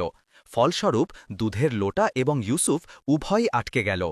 দড়িটি বিশাল শক্তিশালী সিংহের গলায় আটকে গিয়েছিল এবং তার টানার ফলে লোটাটিও টেনে গেল এবং ইউসুফ দুদিক থেকে বাইরে বেরিয়ে এলো। এখন ইউসুফের এই অবস্থা ছিল যে সে সিংহের দুধে ভরা লোটাটি ধরে সিংহের এই তালাবে সাঁতার কাটছিল এবং তার চারিদিকে সিংহদের ভয়ানক হামলা ছিল, যারা গর্জন করছিল। তাদের কোনো উপায় ছিল না যে কিভাবে ইউসুফকে ধরবে। আর অন্যদিকে ইউসুফ খুব অস্থিরতা অনুভব করছিল, কারণ এখান থেকে বেঁচে বেরোনোর কোনো উপায় দেখা যাচ্ছিল না। সে তখনও এই চিন্তায় মগ্ন ছিল যে হঠাৎ সিংহদের মধ্যে আরও একবার হোলস্থুল শুরু হয়ে গেল এবং এরপর ইউসুফ দেখল যে সেই ঘোড়াটি হাওয়ায় ভেসে ফিরে আসছে। এইবার ঘোড়ার ভঙ্গি এমন ছিল যেন সে তালাবে ঝাঁপ মারতে চলেছে, এবং ঠিক তাই হল। ঘোড়াটি তালাবের জলে নেমে গেল। তালাবে নামতেই ঘোড়াটি ইউসুফের কাছে এলো। ঘোড়ার চোখ উদ্বিগ্ন ভঙ্গিতে জ্বলছিল। ঘোড়ার কাছে আসতেই ইউসুফ দ্রুত তার উপর সওয়ার হল এবং তালাবের কিনারের দিকে সাঁতরাতে লাগল। সিংহেরা এই অবস্থা দেখে ভয়ানক গর্জন করছিল। এদিকে ইউসুফ ভাবছিল যে এখন কি হবে, কারণ ঘোড়া যতক্ষণ না মাটিতে পা রাখবে ততক্ষণ তো সে দৌড়াতে পারবে না, এবং যেই সে মাটিতে পা রাখবে সিংহেরা তার ওপর ঝাঁপিয়ে পড়বে। ইউসুফ লোটাটি হাতে ধরে রেখেছিল এবং ঘোড়া সাঁতরাতে সাঁতরাতে কিনারের দিকে এগিয়ে চলে যাচ্ছিল। হঠাৎ তার মনে এলো এবং সে কিনারের কাছে এক হাত দিয়ে দ্রুত দুধ ছিটানো শুরু করে দিল। দুধের ছিটা লাগার কারণে সিংহেরা কয়েক কদম পিছিয়ে গেল। ঠিক সেই মুহূর্তে ঘোড়াটি কিনারে পা রাখল এবং পরের মুহূর্তেই এগিয়ে গেল। সিংহেরা ঘোড়ার ওপর হামলা করার চেষ্টা করল, কিন্তু ঘোড়া তো বিদ্যুৎ হয়ে গিয়েছিল। সিংহেদের অনুমান ভুল প্রমাণিত হল এবং তারা একে অপরের সাথে ধাক্কা খেল, আর ঘোড়া তাদের মাঝখান থেকে পরিষ্কার বেরিয়ে এগিয়ে গেল এবং ৫-৯ রসে সিংহেরা পিছনে পড়ে রইল। সিংহেরা ঘোড়ার পিছু নেওয়ার চেষ্টা করল, কিন্তু তারা এর গতি কমাতে পারল না। এখন ইউসুফ সিংহীর দুধে ভরা লোটাটি ধরে নিশ্চিন্তে বসেছিল। বেশ খানিকটা দূরে আসার পর ঘোড়ার গতি ধীরে হয়ে গেল এবং পা এক জায়গায় থেমে গেল। ঘোড়া যেই থেমে গেল, ইউসুফ ঘোড়া থেকে নিচে নামল এবং পরের মুহূর্তেই ঘোড়া আবার ছুটে পালাল। ইউসুফ অবাক হয়ে তাকে দেখতে লাগল, কিন্তু তার কিছু বুঝে এলো না। লোটা একদিকে রেখে সে ক্লান্ত শ্রান্ত হয়ে মাটিতে বসে পড়ল। তার পুরো শরীর দুধে ভেজা ছিল। এরপর যেই সে মাটিতে বসল, হঠাৎ তার চোখ বন্ধ হতে লাগল। তার মনে হল যেন খুব জোরে ঘুম পাচ্ছে এবং তারপর কিছুক্ষণের মধ্যেই ঘুমিয়ে পড়ল। আর যখন তার চোখ খুলল, তখন সে আফ্রিদির সামনে বসেছিল। আফ্রিদ বলল, মোবারক হো ইউসুফ, তুমি প্রথম শর্ত পূরণ করতে সফল হয়েছ।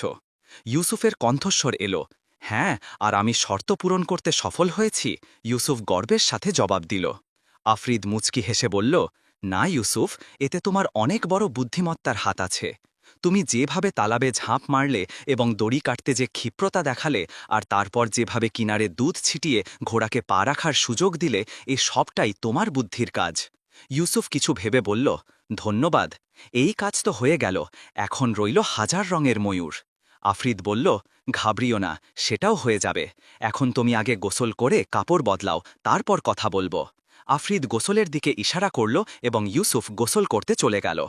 পরের দিন গোসল করে যখন দুজন একসাথে হল, তখন ইউসুফ মোর 1000 রঙের কথা বলতে লাগল।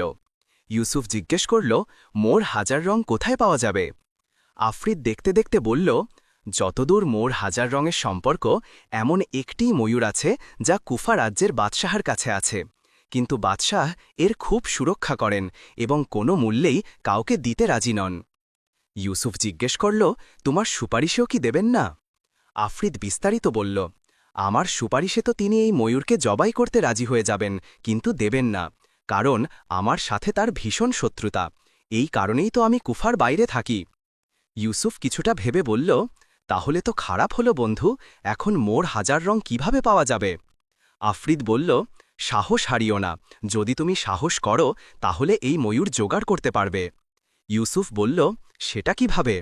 আফরিদ বিস্তারিত বলল, এভাবে যে তুমি কুফাতে প্রবেশ করো, পাহারাওয়ালারা তোমাকে ধরে বাদশাহার কাছে নিয়ে যাবে। আমি তোমাকে একটি দুর্লভ মতি, মুক্ত বা হীরা দেব, তুমি সেই মতি বাদশাকে উপহার হিসাবে দিয়ে দিও। বাদশাহ খুশি হয়ে যাবেন এবং তিনি তোমাকে নিজের অতিথি বানাবেন। ব্যাস, এরপর মোর 1000 রং জোগাড় করে সেখান থেকে বেরিয়ে আসাটা তোমার নিজের কাজ হবে।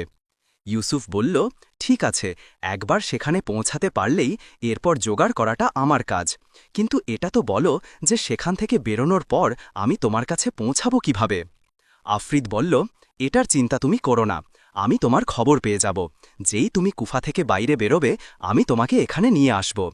ইউসুফ বলল, বাস, ঠিক আছে, তুমি আমাকে সেই মতি দিয়ে কুফায় পৌঁছে দাও, এরপর আমার কাজ আমি জানি। আর আফরিদ জলে ঝাঁপ দিল। পরের মুহূর্তেই ইউসুফ কুফাতে প্রবেশ করল। আফরিদ নির্দেশ দিল, কুফায় পৌঁছানো মুসাফিরকে কি করা হবে, আর ঘরে থাকা আফরিদ চলে গেল।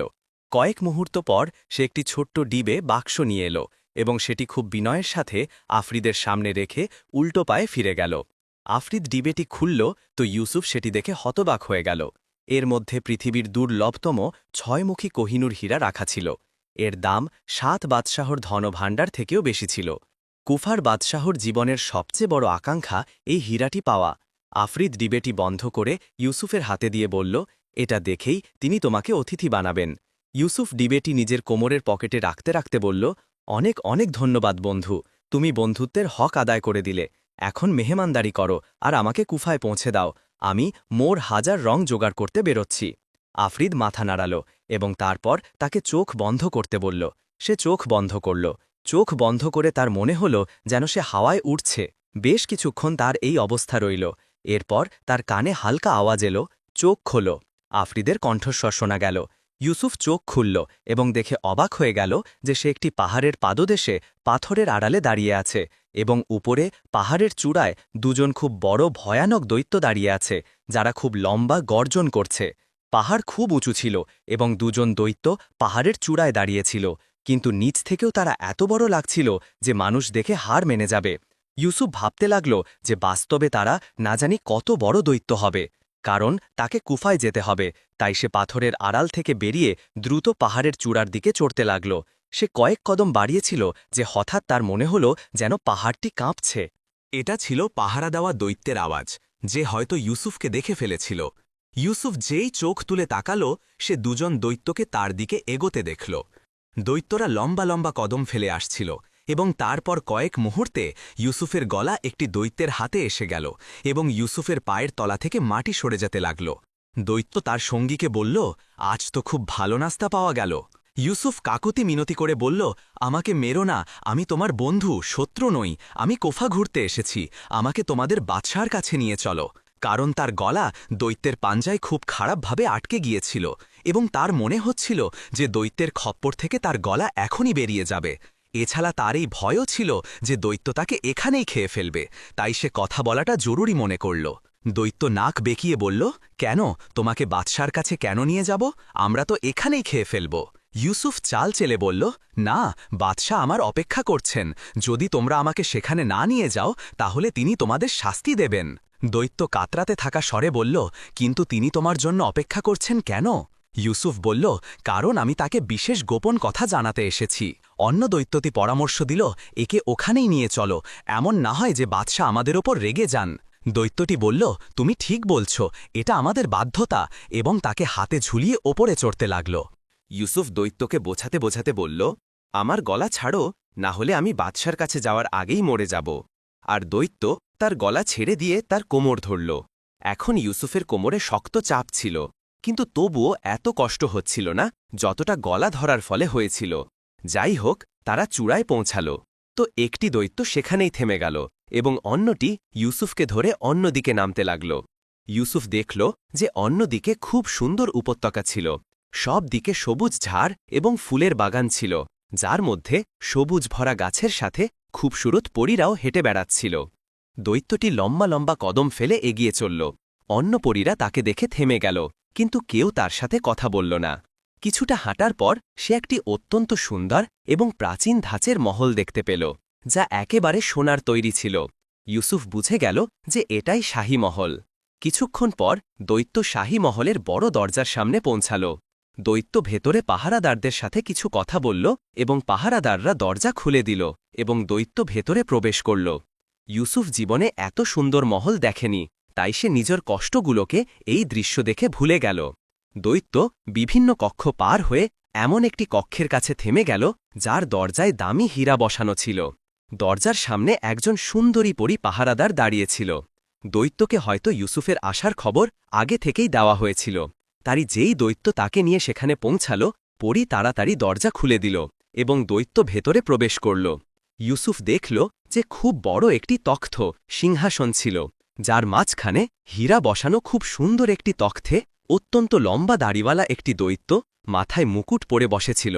তার চারদিকে সুন্দরী পরীরা বিনয় ভরা ভঙ্গিতে দাঁড়িয়েছিল। দৈত্য প্রথমে বাদশাকে সালাম করল এবং তারপর ইউসুফকে দৈত্যের সামনে দাঁড় করিয়ে দিল। সাথে সাথেই সে বাদশাকে ইউসুফের বলা কথাটা জানিয়ে দিল। দৈত্যকে উদ্দেশ্য করে বাদশা বলল, এখন তুমি যেতে পারো। আর সে মাথা নত করে সালাম করে উল্টো পায়ে ফিরে গেল। তার যাওয়ার পর বাদশা ইউসুফকে মনোযোগ দিয়ে দেখল এবং কাতরাতে থাকা আওয়াজে জিজ্ঞেস করল, কে তুমি এবং এখানে কেন এসেছ? তুমি আমাদের কেন বিভ্রান্ত করলে? বাদশা রাগে ভরা স্বরে জিজ্ঞেস করল। ইউসুফ খুব বিনয়ের সাথে জবাব দিল, বাদশা সালামত, আমি একজন ফিকিরি মানুষ, হীরার ব্যবসা করি। আমার কুফা শহর ঘোরার শখ ছিল, তাই আমি এখানে ঘুরতে এসেছি এবং সাথে পৃথিবীর একটি অতুলনীয় ও সুন্দর ছয়মুখী হীরা আপনার জন্য উপহার হিসেবে নিয়ে এসেছি। ইউসুফ জবাব দিল, ছয়মুখী হীরা?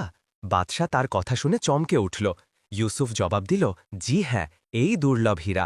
আশা করি আপনি আমাকে কুফায় কয়েকদিন আপনার অতিথি হিসাবে রাখবেন। বাদশা অস্থির কণ্ঠে বলল, দেখা ওটা। ইউসুফ কোমরের পকেট থেকে ডিবেটি বের করল এবং তারপর সেটি খুলে দিল। হীরাটি দেখেই বাদশা আনন্দে লাফিয়ে উঠল। সে ছো মেরে ইউসুফের হাত থেকে হীরাটি কেড়ে নিল এবং তারপর এটিকে মনোযোগ দিয়ে দেখতে দেখতে বাহ বাহ করতে লাগল। খুশিতে তার বাহুগুলো প্রসারিত হয়ে গেল। কিছুক্ষণ পর যখন তার উত্তেজনা শান্ত হল, তখন সে তখ্তে বসে পড়ল এবং বারবার হীরাটি দেখতে লাগল।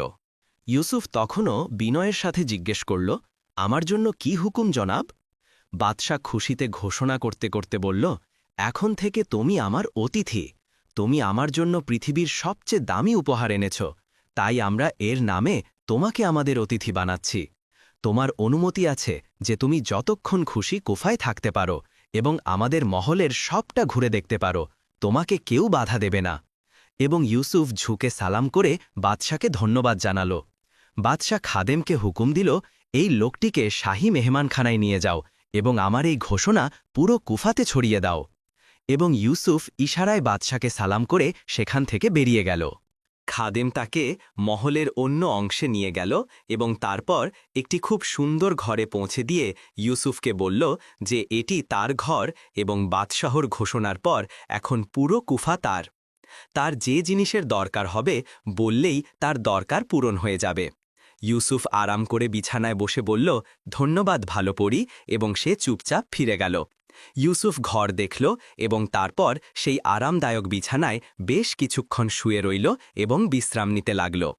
প্রায় 2-3 ঘন্টা পর সে ঘর থেকে বের হল এবং শাহী মহলে ঘুরতে লাগল। কেউ তাকে কিছু বলল না এবং সে পুরো বিশ্বাসে ঘুরতে লাগল। ঘুরতে ঘুরতে সে শাহী বাগানে পৌঁছাল। এই বাগানটি এত সুন্দর ছিল যে ইউসুফ অবাক হয়ে দাঁড়িয়ে গেল। অদ্ভুত ধরনের ফুল এবং গাছপালা খুব বিখ্যাত ছিল। বাগানের শোভা এত সুন্দর ছিল যে এক নজরে দেখার মতো ছিল। সেখানে পৃথিবীর সব ধরনের পাখি ছিল। এমনও ছিল যা ইউসুফ আগে দেখেছে এবং এমনও ছিল যা সে জীবনে কখনো দেখেনি। বেশ কিছুক্ষণ পর তার ঘোরা শেষ হল, তো সে এগিয়ে গেল এবং বাগানে ঘুরতে লাগল।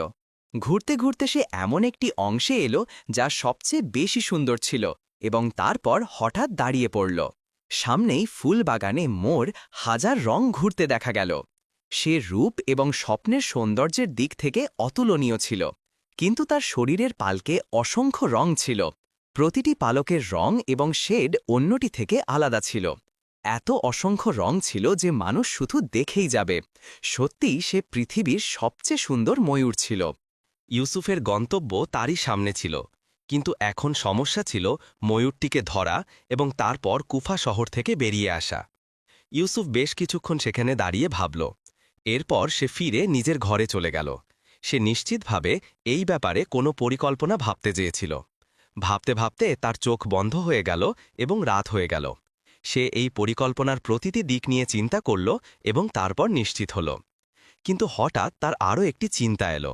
সে ভাবল যে যদি ময়ূরের সাথে সাথে এই বাদশাহর কাছ থেকে পৃথিবীর দামি হীরাটিও নিয়ে গিয়ে রাজকুমারী লাইলাকে উপহার দেয়, তাহলে সে কতটা খুশি হবে। এই চিন্তা নিয়ে সে সেই রাত কাটানোর সিদ্ধান্ত নিল। সেই রাত কাটিয়েই সে উঠল এবং মহল থেকে বাইরে বেরিয়ে এলো। এখন তার গন্তব্য ছিল সেই ভবন যা শুধুমাত্র বাদশার জন্য নির্দিষ্ট ছিল। যেহেতু তার জন্য হুকুম ছিল যে তাকে বাধা দেওয়া হবে না, তাই কেউ তাকে আটকাল না এবং সে এগিয়ে চলল।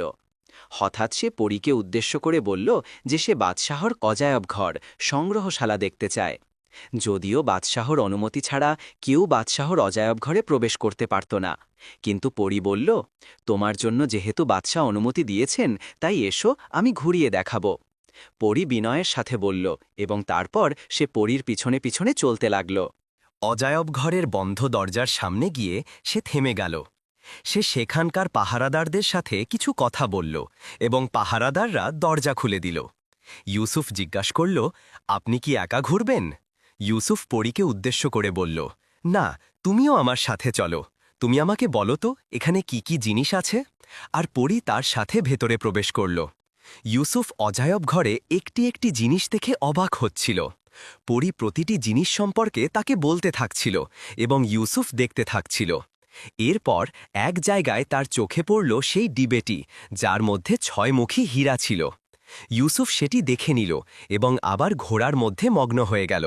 হঠাৎ হাঁটতে হাঁটতে সে পরীকে বলল, আমার তেষ্টা লেগেছে, একটু শরবত তো খাওয়াও। পরী মাথা নাড়াল এবং দ্রুত হেঁটে ঘর থেকে বাইরে বেরিয়ে গেল। তার বাইরে বেরোতেই ইউসুফ পকেট থেকে কলম এবং কাগজ বের করল।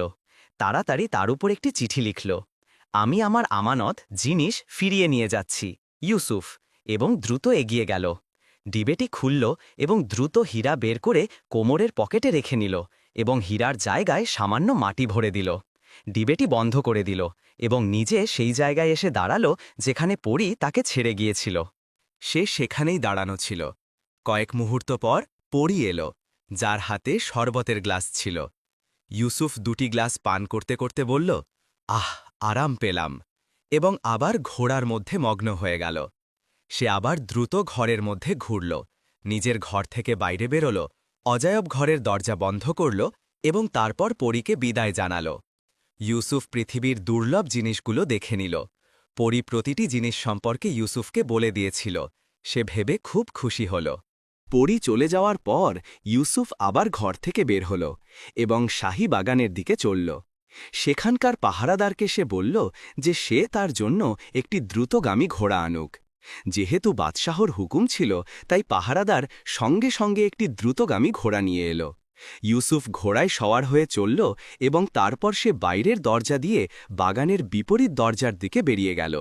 কিছুক্ষণ পর ইউসুফ তার অনুমান অনুযায়ী সেই জায়গায় পৌঁছাল যেখানে মোর হাজার রং ছিল। চারদিকে নিস্তব্ধ ছিল। ইউসুফ ঘোড়াটিকে দেয়ালের পাশে একটি বড় গাছের কাছে বাঁধল এবং তারপর এদিক ওদিক দেখতে দেখতে দেয়ালে চড়তে লাগল এবং কয়েক মুহূর্ত পর সে দেয়ালের ওপরে পৌঁছাল। এরপর সে ভেতরে ঝাঁপ দিল। হালকা একটা ধপ করে আওয়াজ হল এবং ইউসুফ পাথরের পিছনে লুকিয়ে গেল। সে সেখানেই গুড়ি মেরে বসে রইল। কিন্তু সেখানে আশেপাশে কোনো পাহারাদার ছিল না যে আওয়াজ শুনে এদিকে আসবে। এটি শাহীবাগান ছিল এবং কুফা শহরের ভেতরে ছিল। সেখানে কার কি দরকার ছিল যে কেউ ভুল কাজ করবে, তাই পাহারাদারদের দরকার ছিল না। বাগানের দরজায় তো আগেই পাহারাদাররা ছিল, যাতে কাউকে ভেতরে যেতে না দেয়। কয়েক মুহূর্ত চুপ করে থাকার পর সে উঠল এবং দ্রুত এগিয়ে গেল এবং সেই অংশের দিকে যেতে লাগল যেখানে সে মোর হাজার রংকে দেখেছিল। সে বেশ কিছুক্ষণ খুঁজতে লাগল। তারপর ময়ূরটিকে একটি ঝোপের নিচে গুড়ি মেরে বসে থাকতে দেখা গেল।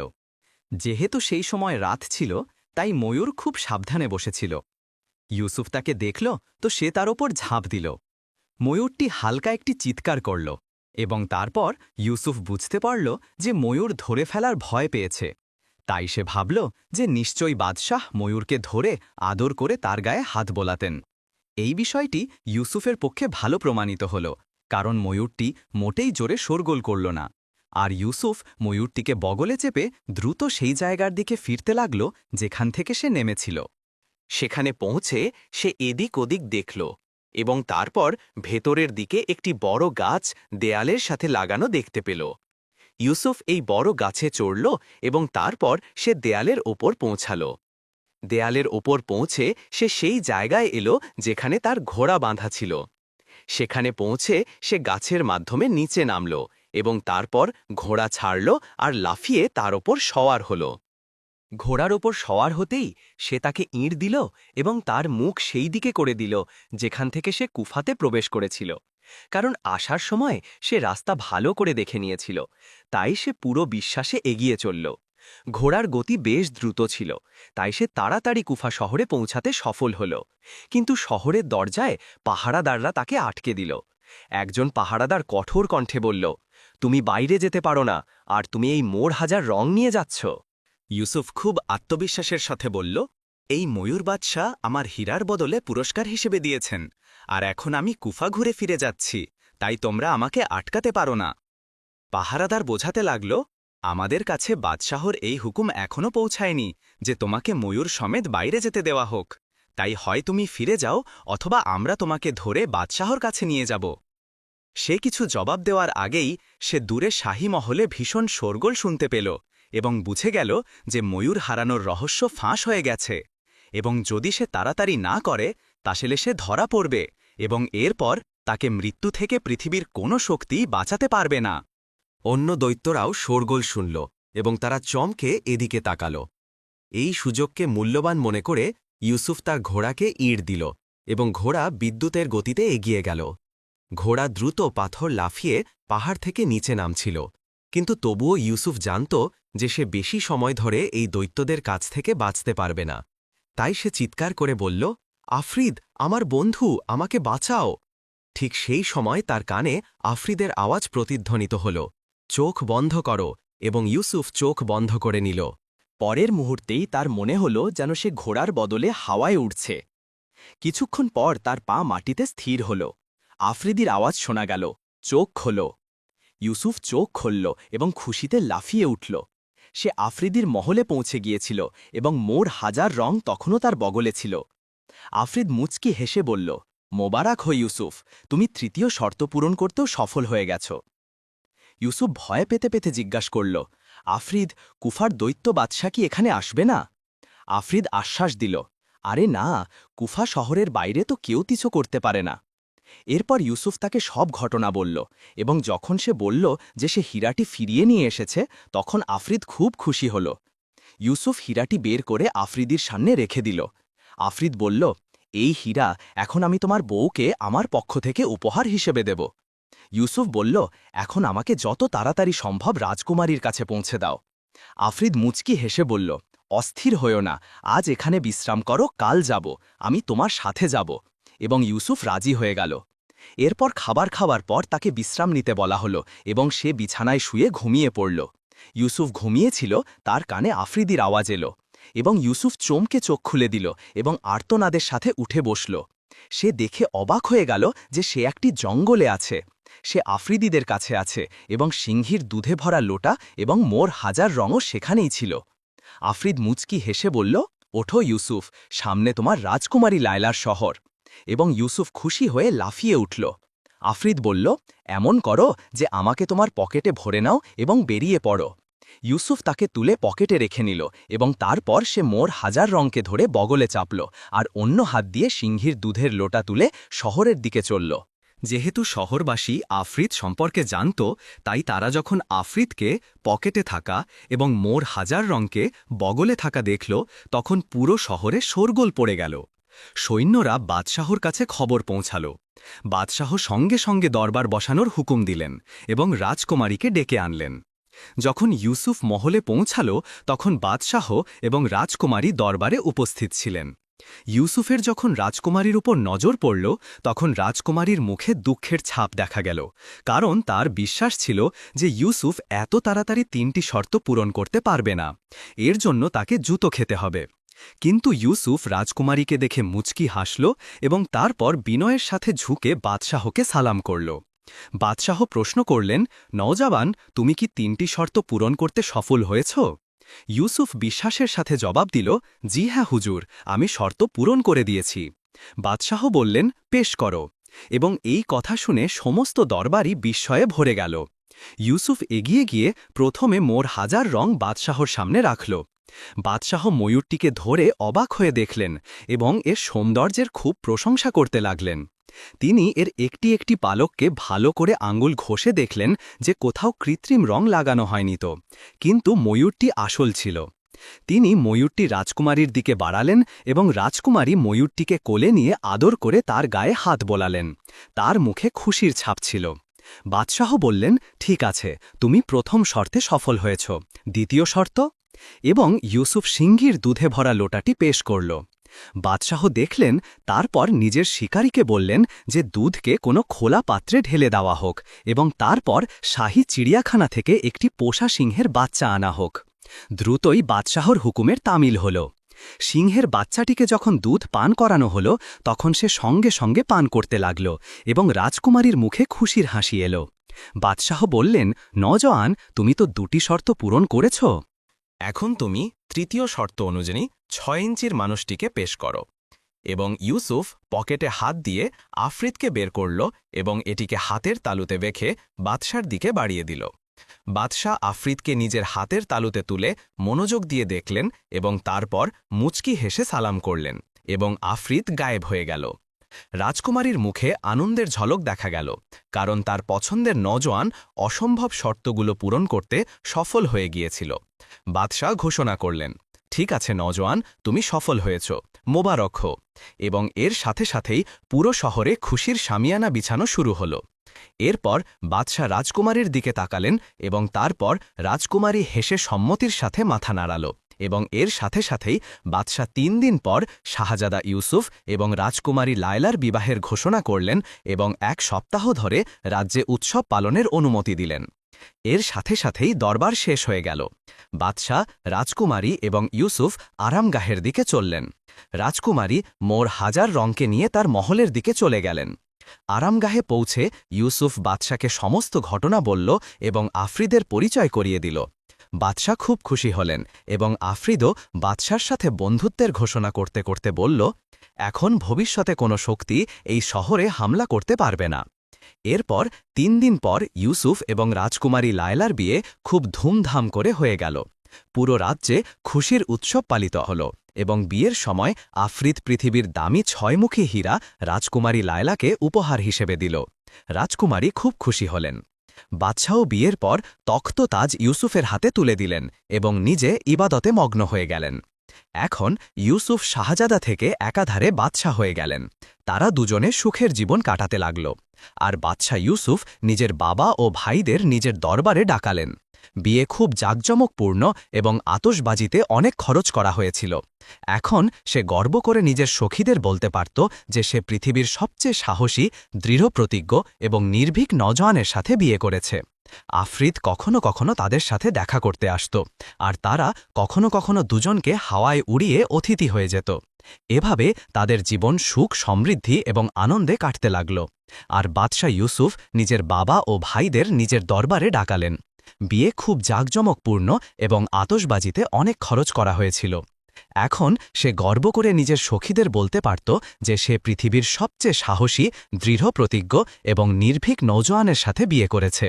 আফ্রিদ কখনো কখনো তাদের সাথে দেখা করতে আসত, আর তারা কখনো কখনো দুজনকে হাওয়ায় উড়িয়ে অতিথি হয়ে যেত। এভাবে তাদের জীবন সুখ, সমৃদ্ধি এবং আনন্দে কাটতে লাগল।